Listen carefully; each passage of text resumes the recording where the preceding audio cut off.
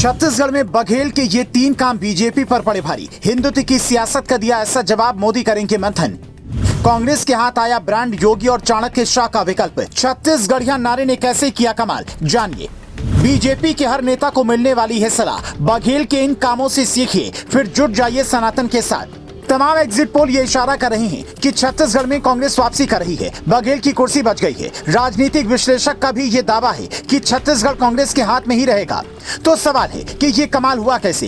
BJP की हिंदुत्व वाली राजनीति का काट बघेल ने कैसे ढूंढा? अगर कांग्रेस के हाथ मोदी, शाह और योगी की तिकड़ी का विकल्प लग गया तो फिर 2024 चुनाव में बड़ा उलटफेर हो सकता है। ऐसी खबर है कि खुद पीएम मोदी बघेल की चुनावी रणनीति से काफी प्रभावित हैं और बीजेपी के नेताओं को इस बार सलाह मिलने वाली है कि सनातन सनातन चिल्लाने से पहले बघेल के इन कामों से सीखिए। भूपेश बघेल ने 3 ऐसे काम किए हैं जिसने बूथ स्तर पर काम करने वाले बीजेपी कार्यकर्ताओं को भी सोचने पर मजबूर कर दिया।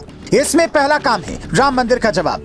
कांग्रेस ये जानती है कि मोदी योगी यहां पर आकर अयोध्या के भव्य राम मंदिर की बात करेंगे, इसलिए बघेल ने सबसे पहले छत्तीसगढ़ में माता कौशल्या मंदिर के जीर्णोद्धार और राम गमन पथ बनवाया। छत्तीसगढ़ की राजधानी रायपुर से 21 किलोमीटर दूर चंदखुरी गांव है जो भगवान राम का ननिहाल माना जाता है। यहीं कौशल्या माता का घर है। यहाँ श्री राम लंबे वक्त तक रहे, इसीलिए उनसे जुड़े 9 जगहों के विकास के लिए बघेल ने 134 करोड़ का फंड जारी कर जनता के बीच ये संदेश दिया कि कांग्रेस श्री राम विरोधी नहीं है, बल्कि इसकी छवि ऐसी बनाई जा रही है। बघेल ने ये दिखाने के लिए बाकायदा माता कौशल्या मंदिर का उद्घाटन किया। वहाँ नाचते, झूमते और डफली बजाते दिखे और ये भी ऐलान किया कि राम वनगमन पर्यटन परिपथ की परियोजना साकार होने वाली है। मतलब जो काम काशी और अयोध्या में योगी ने किया, वो काम बघेल ने छत्तीसगढ़ में 2 साल पहले ही शुरू कर दिया था। इसके अलावा दूसरा मुद्दा गाय का था, जिसे अक्सर रैलियों में उठाया जाता है। बघेल सरकार ने गोधन योजना शुरू की, जिसके तहत गाय पालने वाले हर किसान से 2 रुपए प्रति किलो के हिसाब से सरकार गोबर खरीदती है। पैसा सीधे खाते में जाता है और फिर इस गोबर का इस्तेमाल खाद बनाने में होता है। ऑर्गेनिक तरीके से बनने वाला ये खाद 8 से 10 रुपए प्रति किलो मिलता है। मतलब गायों को पालने वाले और किसानों दोनों को एक साथ बघेल ने एक फैसले से साथ दिया। इसके अलावा तीसरा सबसे बड़ा मुद्दा था आदिवासियों का। यहाँ की 34% मतदाता आदिवासी हैं। बीजेपी ने जब राष्ट्रपति पद के लिए उड़ीसा की द्रौपदी मुर्मू को उम्मीदवार बनाया था, तब कई राजनीतिक दिग्गजों ने कहा था कि छत्तीसगढ़ मध्य प्रदेश में बीजेपी को इसका बम्पर फायदा मिलेगा। लेकिन उसी वक्त बघेल ने एक ऐसे प्लान को एक्टिव किया जिसने बीजेपी के प्लानिंग पर पानी फेर दिया।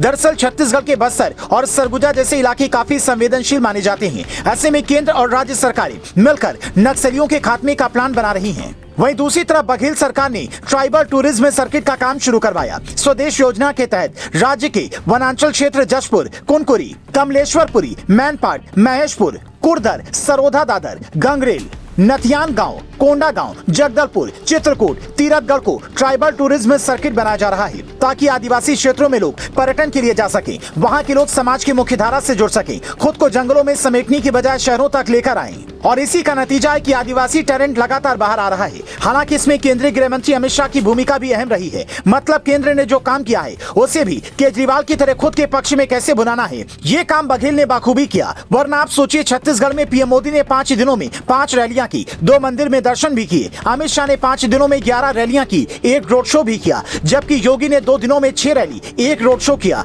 मतलब 3 बड़े नेताओं ने 22 रैलियां की। बावजूद इसके 90 सीटों वाले छत्तीसगढ़ में बीजेपी को मशक्कत करनी पड़ गई। अगर आप राहुल गांधी और प्रियंका गांधी की रैलियों को देखें तो भाई बहन ने मिलकर 13 रैलियां की, जिसका मतलब है कि हाईकमान नहीं बल्कि बघेल ने खुद बीजेपी को टक्कर दी। वो भी ऐसे वक्त में जब बीजेपी ने चुनाव में इस मुद्दे को जोर शोर से उठाया कि महादेव ऐप के प्रमोटर्स ने भूपेश बघेल को करोड़ों की रिश्वत दी। खुद पीएम मोदी ने मंच से कहा कि उन्होंने महादेव नाम तक को नहीं छोड़ा, जिसके जवाब में बघेल ने कुछ नहीं बोला, बल्कि मोदी के अंदाज में यह कहकर छोड़ दिया कि आप मुझे बदनाम करने की साजिश रचते रहिए, छत्तीसगढ़ की जनता आपको जवाब देगी। तो बघेल का जो ये पलटवार वाला अंदाज था, इसने छत्तीसगढ़ में कांग्रेस को कमाल का फायदा पहुंचाया। इसीलिए बघेल की रणनीति पर मंथन के लिए कांग्रेस से ज्यादा बीजेपी के नेता बैठने वाले हैं, क्योंकि बात चुनावी जीत या हार से ज्यादा रणनीति का तोड़ निकालने की है। बीजेपी ये बात अच्छी तरह से जानती है कि हर जगह मोदी के चेहरे पर चुनाव लड़ना फायदा नहीं पहुंचा सकता। बगैर सीएम फेस के उतरना भी नुकसान देता है और ऐसा नुकसान कई राज्यों में हो चुका है। ऐसे में आप बीजेपी को क्या सलाह देना चाहेंगे और इस विश्लेषण पर आपकी क्या राय है, कमेंट कर जरूर बताएं। क्योंकि राजनीति में अगर आप किसी पार्टी के समर्थक हैं और उसका सिर्फ अच्छा ही अच्छा दिख रहा है तो ये भी ठीक नहीं है। बिना चुनौतियों को जाने उनका समाधान निकालना मुश्किल है।